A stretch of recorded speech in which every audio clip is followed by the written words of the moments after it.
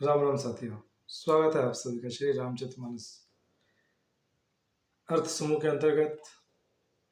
आज हम बालकांड के 31वें दोहे में प्रवेश करेंगे। पूर्व में गोस्वामी तुलसीदास जी जिस चीज का निवेदन कर रहे हैं कि मुझे मेरे गुरु ने बालपन के अंदर जब मुझे राम कथा सुनाई तो मुझे समझ में उतनी नहीं आई। उसी क्रम को आगे बढ़ाते हुए कि रामचरित की जो महिमा है उसको गा रहे हैं तो गोस्वामी जी। तो आगे बढ़ते हैं। तदपि कही गुरु 12 समझ परी कछुमति अनुसार, भाषा बद कर भी मैं सोई, मोरे मन प्रबोध जई हुई। तो भी गुरुजी ने जब बार बार कथा कही तब बुद्धि के अनुसार कुछ समझ में आई। वहीं अब मेरे द्वारा भाषा में रची जाएगी जिससे मेरे मन को संतोष होगा कि मैंने भी जीवन में कुछ किया। उनका तात्पर्य है, उनको संतोष मिलेगा।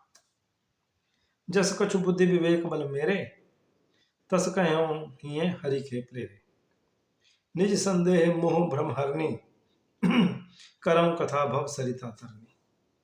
जैसा कुछ मुझ में बुद्धि और विवेक का बल है, मैं हृदय में हरि की प्रेरणा से उसी के अनुसार कहूंगा। मित्रों, जब भी हम कोई कार्य अपनी स्वेच्छा से छोड़ के हरि की स्वेच्छा मानकर, हरि की इच्छा मानकर करते हैं, या किसी भी कर्म को हम ये मानकर कि वो करवा रहे हैं, उन्हीं की प्रेरणा से हो रहा है, तो हमें उसके दोष नहीं लगते। तो गोस्वामी तुलसीदास जी भी यहाँ उसी बुद्धिमता का परिचय देते हुए राम कथा को भाषाबद्ध करने के लिए कह रहे हैं कि मैं हरि के चरणों में, मैं भगवान को अर्पित करके, श्री राम जी के चरणों में अर्पित करके इस विषय को मैं शुरू कर रहा हूँ। इस कथा को मैं अपने संदेह, अज्ञान और भ्रम को हरने वाली कथा रचता हूँ, जो संसार रूपी नदी को पार करने के लिए नाव है।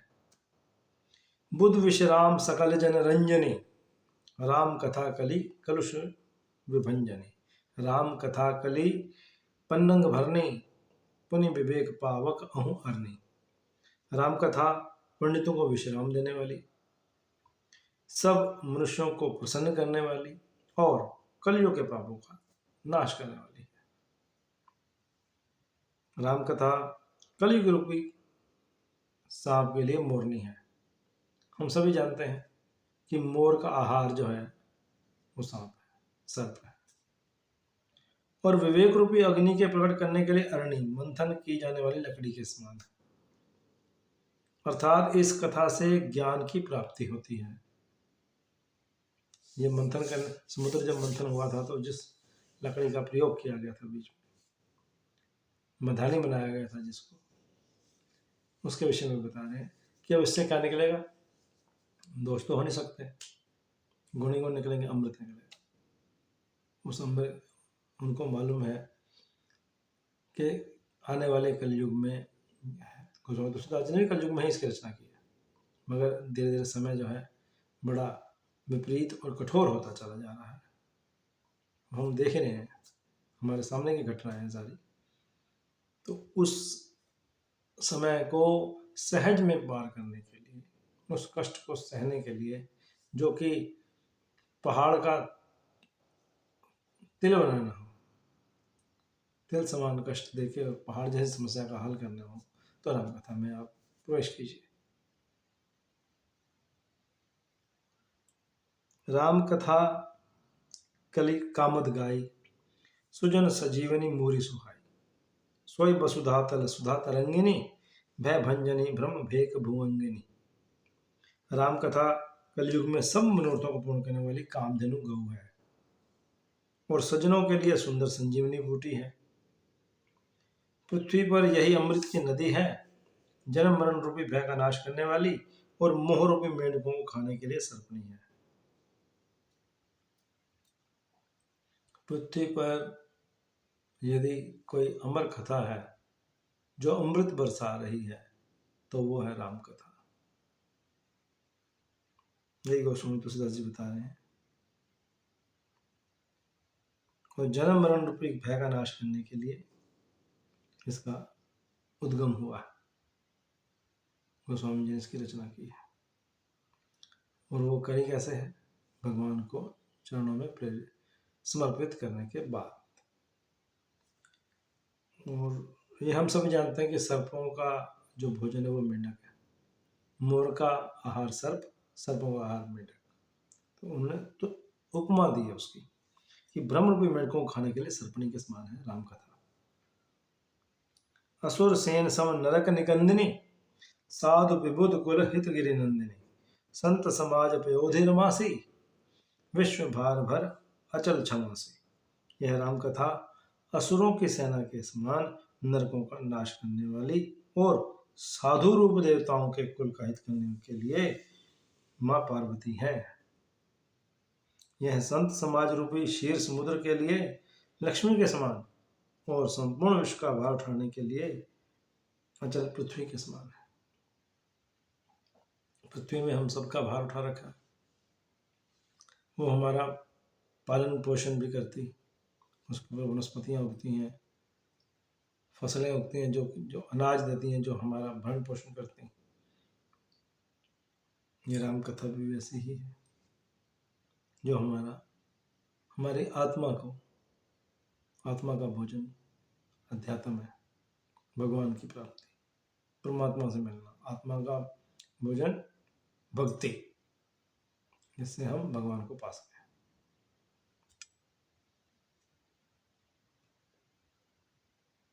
जमगन मुह मसी जग जमुनासी, जीवन मुक्ति हेतु जन कासे, राम ही प्रिय पावनी तुलसी सी, तुलसीदास हित हे हुलसी सी। यमदूतों के मुख पर कालिख लगाने के लिए यह जगत में यमुना के समान है, और जीवों को मुक्ति देने के लिए मानो काशी ही है। काशी जो है मुक्ति की नगरी है। भगवान शिव वहां पर शरीर त्यागने वाले प्राणियों को मुक्त कर देते, उनको बारंबार जन्म नहीं लेने पड़ते। भगवान राम का नाम, मेरे हिसाब से मुझे ऐसे लगता है कि भगवान राम का नाम शिव जी उनके कान में दे देते हैं, मंत्र, राम मंत्र, बीज मंत्र, जिससे और ऊपर से वो कान बंद कर देते हैं। उसका एक तरफ का कान बंद होता है वहां के मुर्दों का, जो उससे ये पता लग जाता है कि ये जीव मुक्त हो गया। शिव जी ने इसको मुक्त कर दिया राम के नाम से। यह श्री राम जी को पवित्र करने, श्री राम जी को पवित्र तुलसी के समान प्रिय है। जैसे तुलसी दल होता है, तुलसी जो भगवान के चरणों में रखी जाती, भगवान की दासी प्रिय है हमको। और तुलसीदास के लिए तो ये मानो उनकी माता जो हुलसी है, तुलसीदास की माता हुलसी, भी उसके समान ही हित करने वाली। तो ये जो राम कथा है सभी का हित करने वाली। जो भी इसका जाप करते हैं, जो इसको स्मरण करते हैं, जो इसको पठन पाठन करते हैं, जीवन में उतारते हैं, इसको लागू कर लेते हैं अपने ऊपर, उसको नियमों को, रामचरितमानस, उन सब के लिए भव सागर से पार उतारने के लिए बहुत बड़ा जहाज है। शिव प्रिय मेकल सैल सुतासी, सकल सिद्धि सुख राशि संपत्ति, सकल सिद्धि सुख संपत्ति राशि, सदगुण सुरगन अंब अदिति सी, रघुबर भक्ति प्रेम पर मिति सी। यह राम कथा शिव जी को नर्मदा जी के समान प्यारी है। यह सब सिद्धियों को और सुख संपत्ति की राशि है। सदगुण रूपी देवताओं के उत्पन्न और पालन पोषण करने के लिए माता अदिति के समान है। अदिति माँ देवताओं की माँ है, वो उनका लालन पालन पोषण करती हैं। इसलिए वो गोस्वामी तुलसीदास जी बता रहे हैं कि सद्गुण रूपी जो देवताओं के उत्पन्न करने के लिए ये राम कथा जो है उनका पालन पोषण करने वाली माँ अदिति है। रघुनाथ जी की भक्ति और प्रेम की परम सीमा सी है।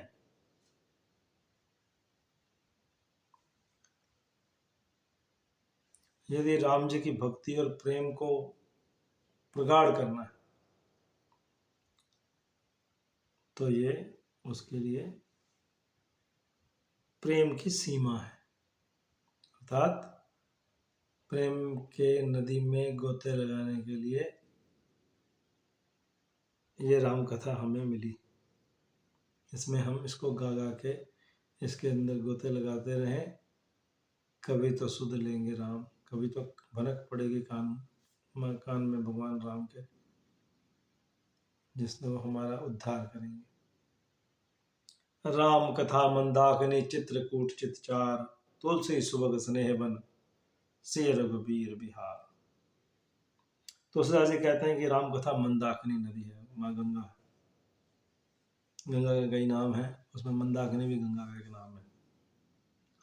जब मंदाकिनी जब गंगा गंगोत्री से निकलती है तो अपने नाम बदलते बदलते, क्योंकि कलकत्ता में जाते जाते इसका नाम हुगली हो जाता है, और यहाँ प्रयागराज में आके संगम त्रिवेणी बन जाता है, 3 नदियों का मिलन होता है वहाँ पे। और रास्ते में भी एक कर्ण प्रयाग आता है, वहाँ भी मिलन है, वहाँ भी नाम बदल जाता है, रुद्रप्रयाग वहाँ भी नाम बदल जाता है। इस तरह से मंदाकिनी नाम है इसका राम कथा गंगा का, जो कि सुंदर निर्मल चित्रकूट है। तुलसीदास जी कहते हैं कि राम कथा मंदाकिनी नदी है, सुंदर निर्मल चित्त, जो व्यक्ति का चित्त है निर्मल चित्त, निर्मल मन जन सोमय पावा, उसी को प्रकट करते हुए तुलसीदास जी बता रहे हैं कि सुंदर निर्मल चित्त वाले चित्त जो है वो चित्रकूट है, चित्रकूट के समान है, और स्नेह सुंदर स्नेह की वन है जिसमें श्री सीताराम जी विहार करते हैं।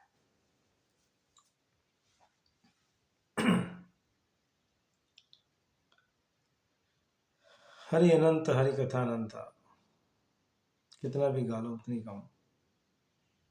मगर आज मैं अपनी वाणी को यहीं विराम दूंगा, फिर अगले एपिसोड में मिलेंगे, राम कथा की महिमा को गाएंगे, पठन पाठन करेंगे। तब तक के लिए जय श्री राम।